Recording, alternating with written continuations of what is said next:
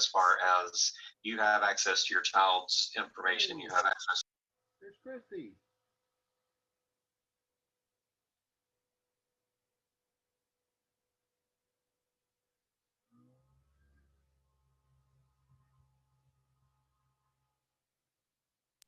Of all the parties.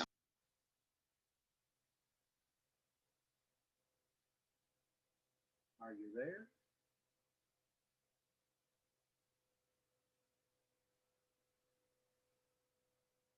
Let's see. I just Hey, want to go Jim. through these tabs real quick. In your account settings, Can you hear me okay? you have the opportunity to change your own password. You can set the default.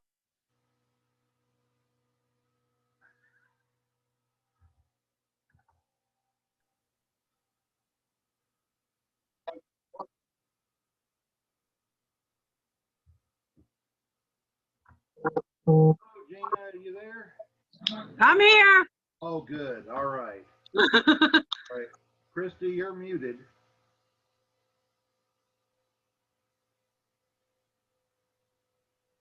Student that we have. Hey, I'm only muted because I'm trying to do two things at once. Okay. I'm doing a school meeting and you guys, so I didn't figure you wanted to hear all of the school meeting. No, I don't. You can hear us okay, though. I'm sorry, I'm eating dinner. Oh, my goodness. I hope you brought enough to share. No. No. Yeah, I haven't gotten mine yet, so I have to wait till after this.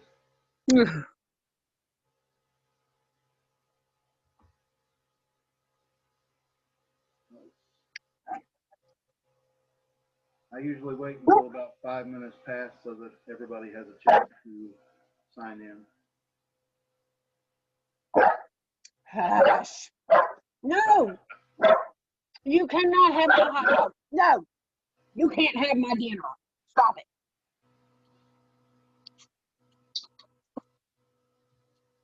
Move. Move.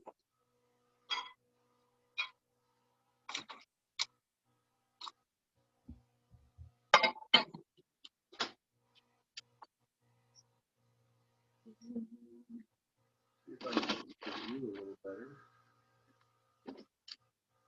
Yeah, now I can see everybody a little better.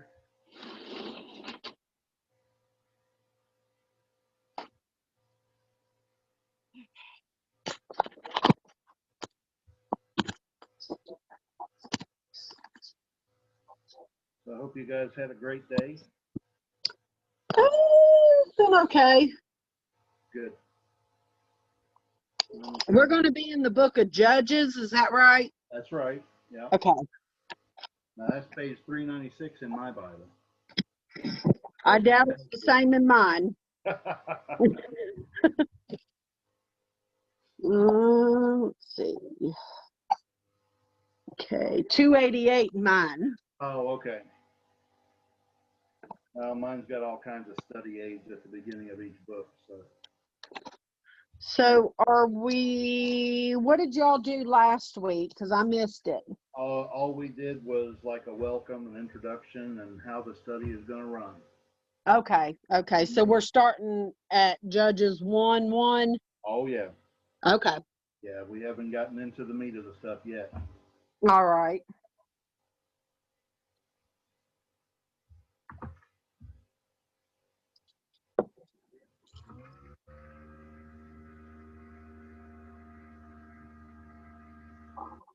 Angela was the only one last week, Angela Hansen. Was she? Yeah. Kind of hoping she comes back. Oh, there's somebody.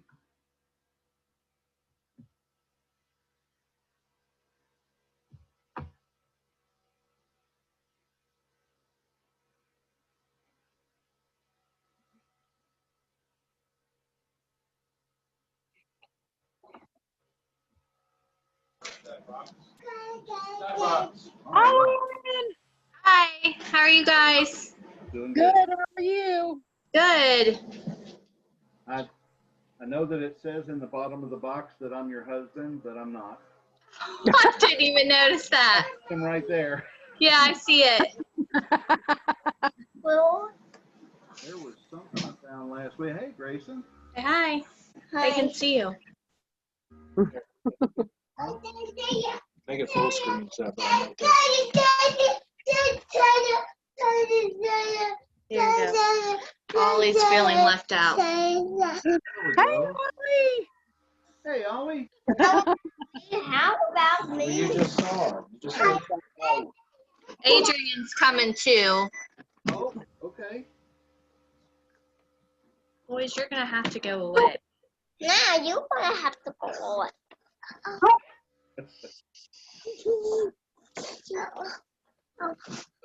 I said that. We'll wait just a few more minutes, see who else might join us.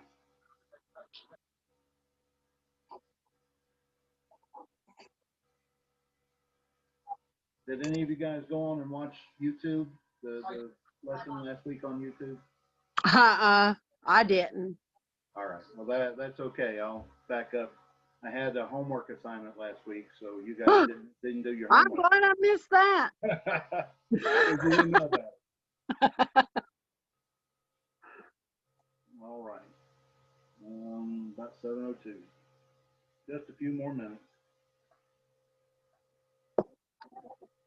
I'm gonna have to learn if I can edit the recording because there's like 5 minutes of me just sitting here waiting for people to join. We don't need that.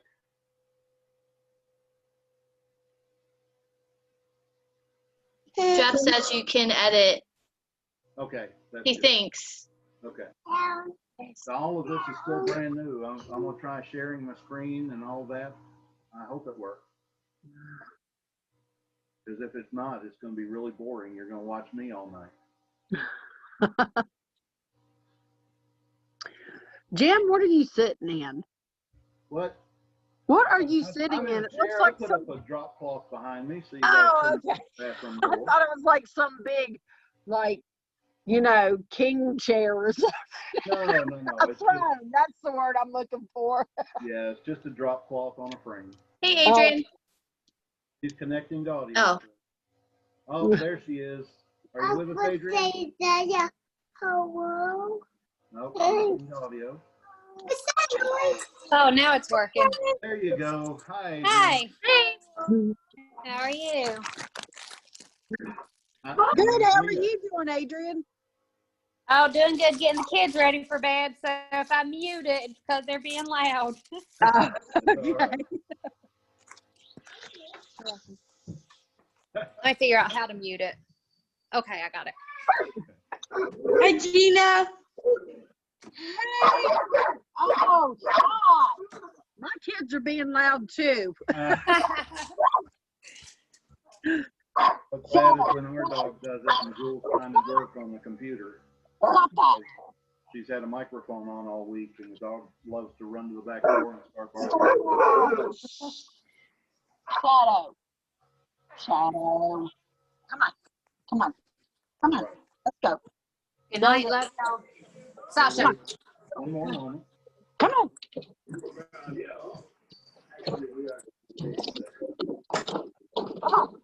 Shadow, come on.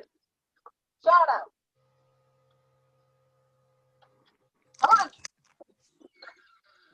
Come on. You guys gonna have to go in the bedroom. I can't listen to y'all bark. Come on. Let's go.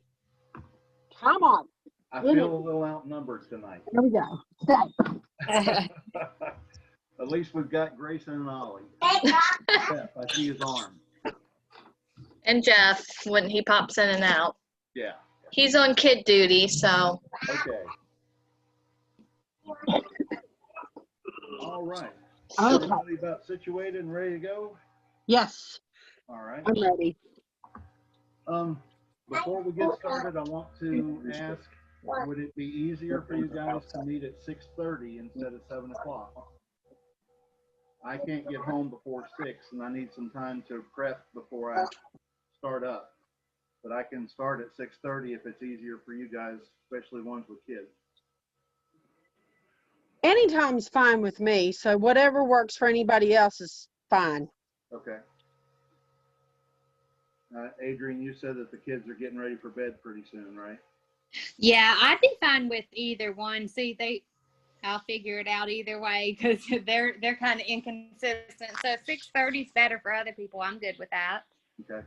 I had two at church tell me that they were that it was just too late in the evening, that they had to get the kids ready for bed between 8 and 8:30, and they needed some time to get ready for that. So if you guys are okay with it, we'll move it to 6:30 and try that and see if we can help out those that needed the extra time. Okay. All right.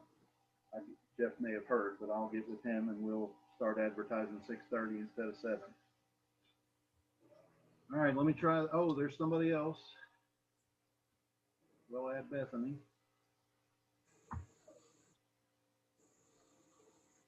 Okay.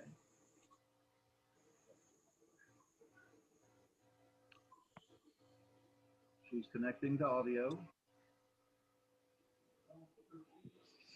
I'm going to go ahead and share my screen, and hopefully you guys can see the slides.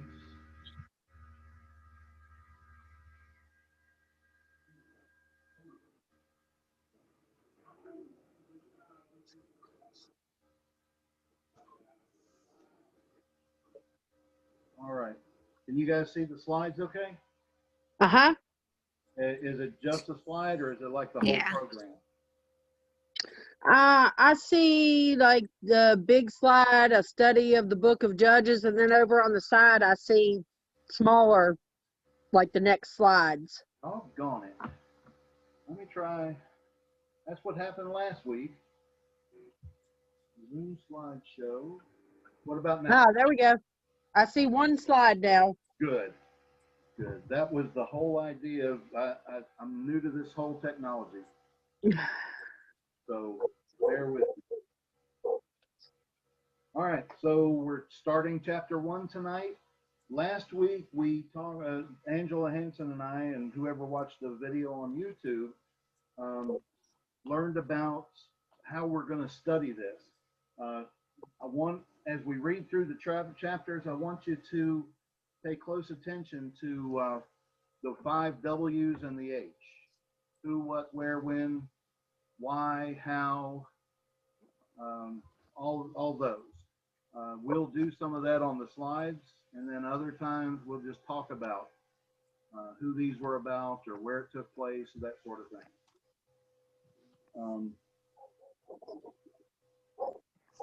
All right, let me get over here. Did the slide change? Yeah. Hot dog. All right. So let's pray and we'll get into chapter 1. Lord, we thank you for tonight, for everybody that's signed in to join in this Bible study. I pray that you will use this time to speak to us, let us know a message that we can take with us into the world, that we can use, that will enrich our lives. And we pray this tonight in Jesus' name. Amen. Amen. All right. First thing was the homework. I know you guys didn't get to do it because you didn't go to YouTube. That's okay. I'll talk about YouTube at the end. But chapters 1 and 2, I had asked that you read chapters 1 and 2 and those extra verses, the Judges 17:6, all those. There's the key phrase that's repeated throughout those readings. And that key phrase that we're going to study the whole way through, in those days there was no king in Israel. So we're going to pay attention to that. Just off the top of your head, why do you think that phrase is repeated over and over again? We've studied Samuel. We know about Saul, the first king of Israel. This is before that.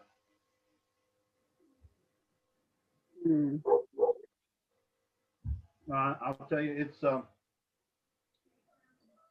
they're letting us know that there really isn't a lot of leadership in Israel. This is just after they've come in and taken over Jericho. in the promised land. Joshua led the people that left Egypt, wandered in the wilderness for 40 years. They finally got to the Jordan River. Moses died. He was not allowed to go into the promised land after leading the people all this way. Joshua was told, take these people into the promised land. The first place they go is Jericho after they cross the Jordan River. And you may remember the story of Jericho. They marched around the city. They blew trumpets. The walls fell down. They went in and they massacred the people, took over Jericho. Well, this takes place immediately after that part of the story. Joshua continued to lead the Israelites across the promised land towards the Mediterranean Sea. They called it something else, and I've already forgotten what that was, but it's like the Great Sea. So they just did like a straight line across from the Jordan to the Mediterranean Sea. Tonight we're going to study the first of two introductions. This chapter presents the military problem, and the very first line of this book has a phrase that's very familiar if you've read Joshua 1:1. Joshua 1:1 says, now it came about after the death of Moses, and it goes on to talk about Joshua taking those people into the land. I'm going to go ahead and read chapter 1, verses 1 through 21, excuse me. And I'll do it because there's a whole bunch of difficult names. Okay. Now it came about after the death of Joshua that the sons of Israel inquired of the Lord, saying, who shall go up first for us against the Canaanites to fight against him? Let me stop right there for just a moment. They're getting ready to take over more of the promised land, which is called Canaan.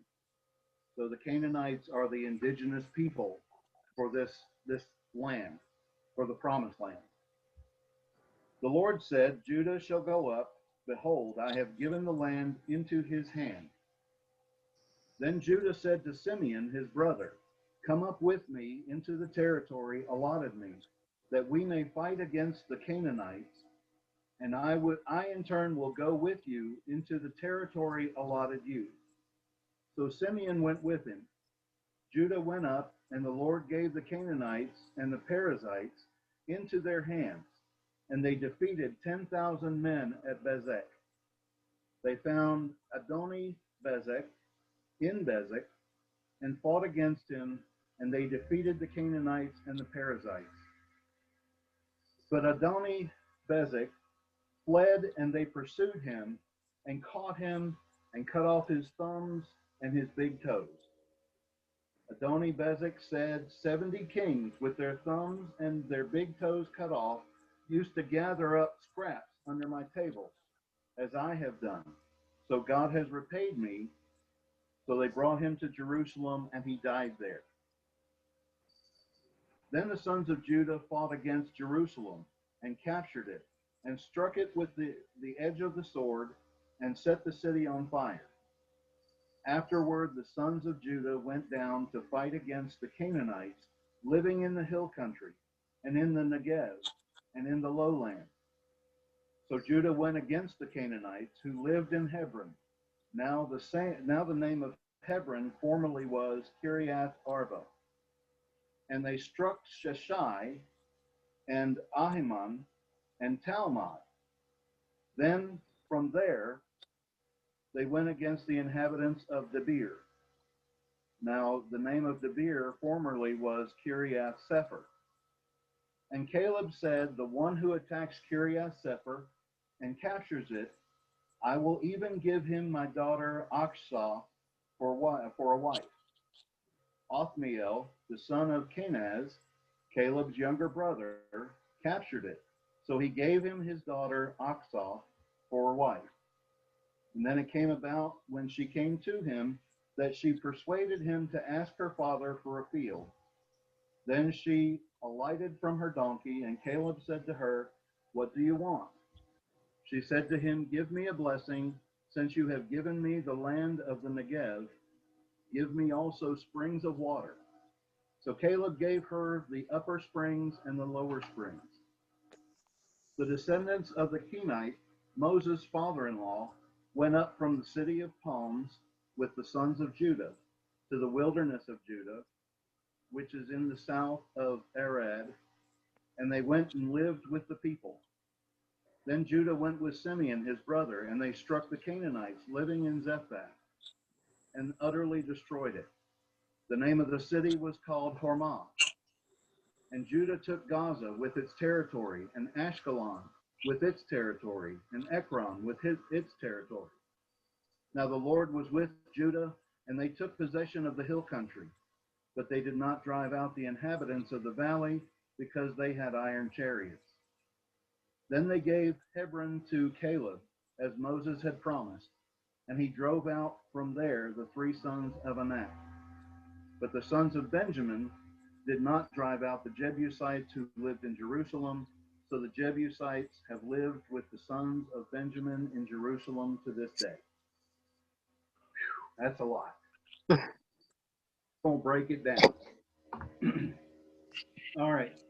So the very first verse talks about after the death of Joshua. This is a perfect time to go into the 5 W's and an H. So first off, who is the story about? Who is this part of the story about? It's the actual generation that outlived Joshua. We know that Joshua died. These are the people that outlived him, namely Judah and Simeon. Judah is going to be important throughout the rest of the Bible because Judah is a direct descendant of King David, who is a direct descendant of Jesus. So Judah is sent into the promised land and told, God is with you. Do what you got to do.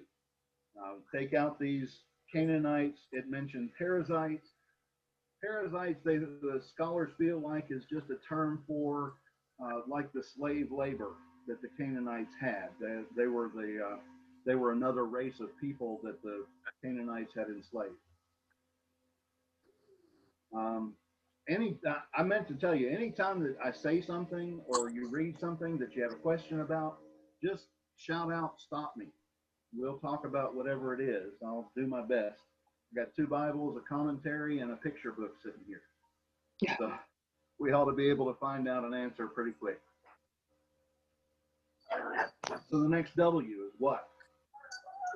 The whole purpose of this part of the story, the beginning of the story, is to conquer the indigenous people, the Canaanites, and they're to possess the land of Canaan, which is the promised land. This is where the Israelites left Egypt, headed for under Moses. So next is where? They head into southern Israel. And in a few moments, I'm going to show you a map and we'll kind of go over the different places that Judah conquered. And while they're in southern Israel, conquering all these towns and villages and cities, they're also headed north. They don't quite go into the north. The other tribes get kind of itchy and head in, but that's later in the story. All right. When did this take place? Well, obviously after the death of Judah. You mean Joshua? Yes, I'm sorry. Thank you. I got Judah on the brain. Approximately 1200 to 1020 BCE, before Common Era, before the time of Jesus. Now, scholars also put this around the end of the last Bronze Age and the beginning of the Iron Age, if you're into some of the history of world civilization. So the end of the Bronze Age, they're heading into the Iron Age. You even heard mention of the tribe that had iron chariots. They couldn't be defeated. And then God instructed the Israelites, this is why, God instructed the Israelites to conquer the Canaanites and inhabit the promised land. We're going to read about that in just a moment. And Do you see my mouse, my cursor running around on the screen too? Yes. Yeah, great. Anyway, the how, the H, in verse 2, it very clearly states how they're going to accomplish defeating the people of Canaan, the Canaanites. Judah shall go up. Behold, I have given the land into his hand. And that's exactly what Judah does. He takes his brother Simeon, and they work together to make these, to chase the Canaanites out. All right, so the map. Everybody okay so far? Mm, I know I'm throwing a lot at you. I'm trying to fit a whole chapter into an hour, and I'm hoping that that'll work. Well, it's good that you can see my cursor because now I can show you. Jericho is where Joshua led the people into the promised land. My cursor just went away. There it is. So they came across the Jordan River about here. They hit Jericho, and they went straight across to the coast. So they know this area in here. Now, Judah, when he started up, he headed south. He went to Bezek, which is here. Don't worry about the Philistines. They don't come in yet. They went to, what's the next one? Jerusalem, which is next door. My cursor keeps going away. Jerusalem was known as Jebus at the time, or Jabus at the time. The Negev region is this whole region down in the southern part of Jerusalem, Israel, excuse me. And as they continue to move south, they end up in Kiriath Arba, which is Hebron. They move down to Debir. They move to Zephath, and then they start heading towards the coast. They end up in Gaza. They take Gaza. They take Ashkelon, and that's where Judah and Simeon and their tribes conquered. That pretty much that circle. wow. That's quite a bit. Imagine they had to do all this on foot. They had soldiers. Well, they probably weren't wearing armor because these Israelites had just spent 40 years wandering in the wilderness, lost. So there's not a lot of armor, not a lot of weapons, but they go in and they take these anyway. And how did they do that? So the ones that were lost Yeah. are the ones that decided to go and just take over everything? Okay. Moses takes the Israelites out of Egypt. They're Right. enslaved there. They head towards the promised land. God tells Moses, take them to this land that I have given you, which is what we're looking at now with this map. Which is that whole area that they conquered? Yes. Okay, Yes. gotcha. The Israelites that left Egypt ended up wandering in the desert, in the wilderness for 40 years because they disobeyed God. Remember, Moses went up on the mountain and got the 10 Commandments. They built the golden calf. They did a bunch of other stuff along the way, and God left them in the wilderness. Probably a couple of generations passed in that time. Wow. So, yeah, children actually grew up and died in this journey, or at least grew old on this journey before they actually reached the promised land. Wow. For the record, 40's not old. I know. But it wasn't just 40 years. That's just how many years they were lost. Yeah. Sorry, I had to throw that That's in okay. there. I'm 52. I know 40 is not old. So anyway, that's that. I do want to point out the next part is going to start with Joseph conquering Bethel. Bethel is up here above Jericho. It's headed into the northern part of Israel. Okay. And Joseph, something that I forgot to put in the slides, I want to point out, Joseph entered Bethel by deception. So when we start reading that section, remember that Joseph deceived a person to get into Bethel so that he could conquer and take over. That's going to be important because it happens several more times throughout the book of Judges. Yeah. Is that kind of like the Trojan horse type thing? No, you'll find out that pretty much what happened was he sent spies. They saw a fellow leaving the city of Bethel. They said, if you show us how to get into Bethel, we won't kill you or your family. We'll let you go. And he showed them. Oh, okay. So they're All left right. to, they get to leave.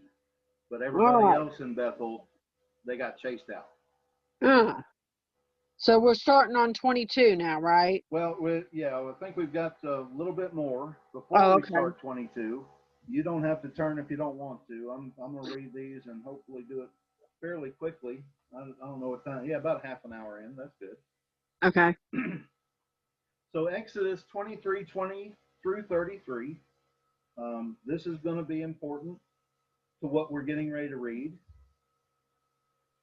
It goes like this. Behold, I'm going to send an angel before you to guard you along the way and to bring you into the place which I have prepared. Be on your guard before him and obey his voice. Do not be rebellious toward him, for he will not pardon your transgressions, since my name is in him. But if you truly obey his voice and do all I say, then I will be an enemy to your enemies and an adversary to your adversaries. For my angel will go before you and bring you into the land of the Amorites, the Hittites, the Perizzites, the Canaanites, the Hivites, and the Jebusites, and I will completely destroy them. You shall not worship their gods, nor serve them, nor do according to their deeds, but you shall utterly overthrow them and break their sacred pillars in pieces. But you shall serve the Lord your God, and he will bless your bread and your water, and I will remove sickness from your midst. There will be no one miscarrying or barren in your land. I will fulfill the number of your days. I will send my terror ahead of you and throw into confusion all the people among whom you come, and I will make all your enemies turn their backs to you. I will send hornets ahead of you, so that they will drive out the Hivites, the Canaanites, and the Hittites before you. I will not drive them out before you in a single year, that the land may not become desolate of the beasts of the field and the beasts of the field become too numerous for you. I will drive them out before you, little by little, until you become fruitful and take possession of the land. I will fix your boundary from the Red Sea to the Sea of the Philistines, and from the wilderness to the river Euphrates. For I will deliver the inhabitants of the land into your hand, and you will drive them out before you. You shall make no covenant with them or with their gods. You shall not live in their land, because they will make you sin against me. For if you serve their gods, it will surely snare you. All right, that was God talking to the people. They've already left Egypt.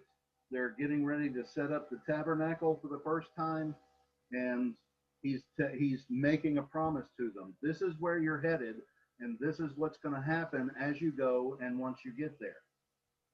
This is a promise to the Israelites. Anything in there you want to talk about? Okay. I know I'm going through this pretty quick, but the next one's Deuteronomy 7, 1 through 11, and verse 16. Same type thing. When the Lord your God brings you into the land where you are entering to possess it, and clears away many nations before you, the Hittites and the Girgashites and the Amorites and the Canaanites and the Perizzites and the Hivites and the Jebusites, 7 nations greater and stronger than you. And when the Lord your God delivers them before you, and you defeat them, then you shall utterly destroy them. You shall make no covenant with them, and show no favor for them. Furthermore, you shall not intermarry with them. You shall not give your daughters to their sons, nor shall you take their daughters for your sons. For they will turn your sons away from following me to serve their gods. Then the anger of the Lord will be kindled against you, and he will quickly destroy you. But thus you shall do to them You shall tear down their altars and smash their sacred pillars and hew down their asherim and burn their graven images with fire. Asherim are that has to do with worshiping their gods. It's like part of the temple that they worship their own gods in. For you are a holy people to the Lord your God. The Lord your God has chosen you to be a people for his own possession out of all the peoples who are on the face of the earth. The Lord did not set his love on you, nor choose you because you were more in number than any other people, for you were the fewest of all peoples. But because the Lord loved you and kept the oath which he swore to your forefathers, the Lord brought you out by a mighty hand and redeemed you from the house of slavery, from the hand of Pharaoh, king of Egypt. Now therefore, that the Lord your God, he is God, the faithful God, who keeps his covenant and his loving kindness to 1,000th generation with those who love him and keep his commandments, but repays those who hate him to their faces to destroy them. He will not delay with them who hates him. He will repay them to his face. Therefore you shall keep the commandment and the statutes and the judgments which I am commanding you today to do them. And then verse 16, you shall consume all the peoples whom the Lord your God will deliver to you.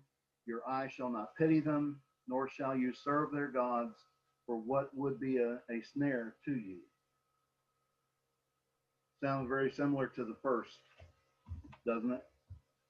Mhm. This is that's a couple more books away. They've moved further into towards the promised land. I believe during that passage they're actually wandering in the wilderness. They're lost, but God's still promising them, "I'm taking you to a place where I'm going to take care of you. This will be your land." Was there anything in that verse that you had a question about, or? Mm-mm. I had a question. Let's go ahead. Where it said in Deuteronomy not to give their daughters away, is that what, did Caleb break that when he gave his daughter away? I don't believe so. Okay. I really had. I'm not really sure where Caleb fits into this. Okay. I didn't get a chance to study very much about him, but I'm pretty sure that he is part of the Israelites also. Oh, okay. So it Because wasn't I a different believe tribe. Yeah, he's like Moses' father-in-law or something like that. Okay. One of his father-in-laws. Okay. Anything else for the Deuteronomy passage or the Exodus passage? Okay. Joshua 23, 5 through 13. I know. Yeah, The Lord your God, he will thrust them out before you and drive them from before you, and you will possess their land, just as the Lord your God promised you. Be very firm then, to keep and do all that is written in the book of the law of Moses, so that you may not turn aside from it to the right hand or to the left, so that you will not associate with these nations, these which remain among you, or mention the name of their gods, or make anyone swear by them, or serve them, or bow down to them. But you are to cling to the Lord your God, as you have done to this day. For the Lord has driven out great and strong nations from before you, and as for you, no man has stood before you to this day. One of your men puts to flight 1,000, for the Lord your God is he who fights for you, just as he promised you. So take diligent heed to yourselves to love the Lord your God. For if you ever go back and cling to the rest of these nations, these which remain among you, and intermarry with them, so that you associate with them and they with you, Know with certainty that the Lord your God will not continue to drive these nations out from before you, but they will be a snare and a trap to you, and a whip on your sides, and thorns in your eyes, until you perish from off this good land which the Lord your God has given you. So, that's a lot to digest, but I think it's very important for what we're getting ready to read in Judges. Anything that you want to talk about with those passages? Everything is promises from God that the people in Canaan will be driven out, that the Israelites will be under God's protection. God will take care of them in this promised land. So other than the promise of the people being driven out, the Israelites are instructed by God not to intermingle, not to intermarry with these indigenous people. Don't worship their gods. Did you hear anything else that they're not supposed to do? There were some other things, but they don't come to mind right at the moment. Sorry about that. I tried to make a bunch of notes as I was getting ready for this, and the more I did notes, the longer this lesson got. All right. The reason that all those readings were important is because of this. And we're going to read through the end of the chapter. The end of the chapter in Judges. Starting at verse 22. Likewise, the house of Joseph went up against Bethel, and the Lord was with them. The house of Joseph spied out Bethel. Now the name of the city was formerly Luz, L-U-Z. The spies saw a man coming out of the city, and they said to him, "Please show us the entrance to the city, and we will treat you kindly." So he showed them the entrance to the city, and they struck the city with the edge of the sword, but they let the man and all of his family go free. The man went into the land of the Hittites and built a city and named it Luz, which is the name of the city to this day. But Manasseh did not take possession of Bethshan and its villages, or Tanakh and its villages, or the inhabitants of Dor and its villages, or the inhabitants of Iblim and its villages, or the inhabitants of Megiddo and its villages. So the Canaanites persisted living in that land. It came about when Israel became strong that they put the Canaanites to forced labor, but they did not drive them out completely. Ephraim did not drive out the Canaanites who were living in Gezer. So the Canaanites lived in Gezer among them. Zebulun did not drive out the inhabitants of Kitron, or the inhabitants of Nahalal, nor the Canaanites lived. So the Canaanites lived among them and became subject to forced labor. Asher did not drive out the inhabitants of Akko, or the inhabitants of Sidon, or of Alab, or Akzib, or Helba, or of Aphik, or of Rehob. So the Asherites lived among the Canaanites, the inhabitants of the land, for they did not drive them out. Naphtali did not drive out the inhabitants of Beth Shemesh, or the inhabitants of Beth Anath, but lived among the Canaanites, the inhabitants of the land, and the inhabitants of Beth Shemesh, or Beth Anath, and became forced labor for them. Then the Amorites forced the sons of Dan into the hill country, for they did not allow them to come down into the valley. Yet the Amorites persisted in living in Mount Perez, I never figured that one out, Aijalon, and in Shalbim. But when the power of the house of Joseph grew strong, they became forced labor. And the border of the Amorites ran from the ascent of Akrabim from Selah and upward. All right, more cities, bunches of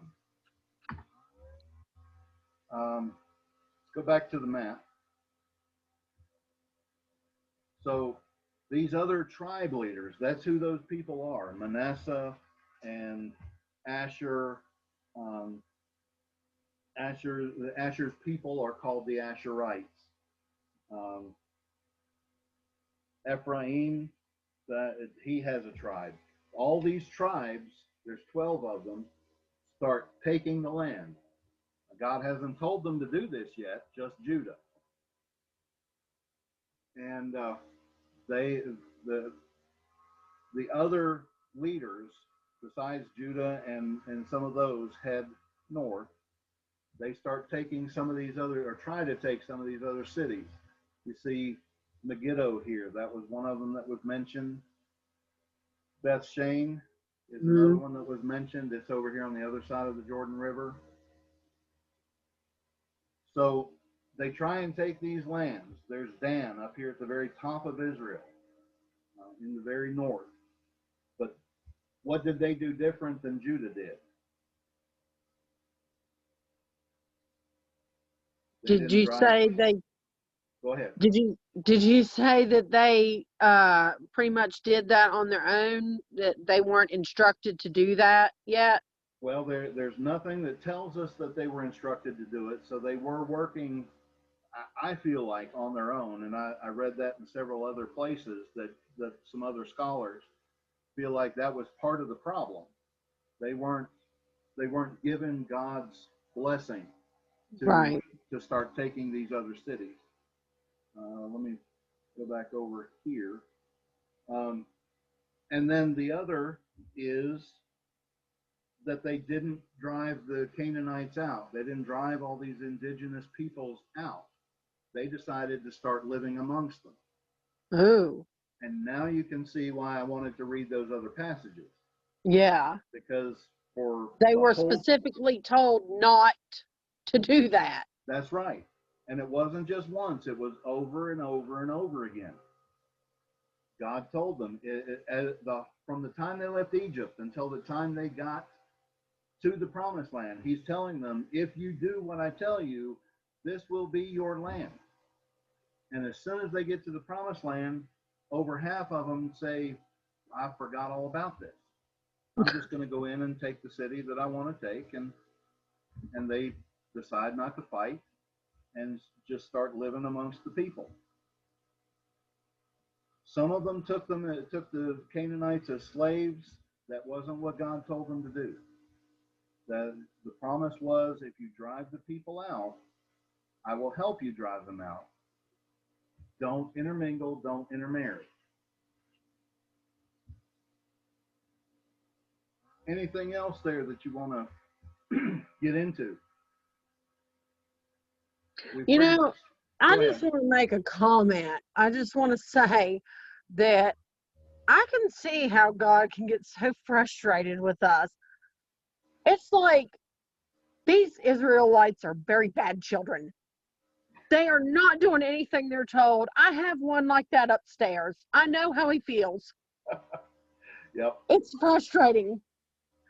I feel bad for him. And, for him to send Jesus to die for us after his children act like that, it's really amazing. The whole Old Testament, for the most part, it's the Israelites not doing what God tells them, getting into trouble, messing up, and God stepping in and fixing everything. That's what the judges are for. We've got to get through this part, which is kind of a little tedious, but we have to get through this to get into why Israel needed the judges. I said last week on the lesson that the judges are not just, they're not judges like we know judges today. They have been sent to like rule in lawful matters, but they're also, a lot of them are military leaders. There are several of them that, excuse me, let me get a drink.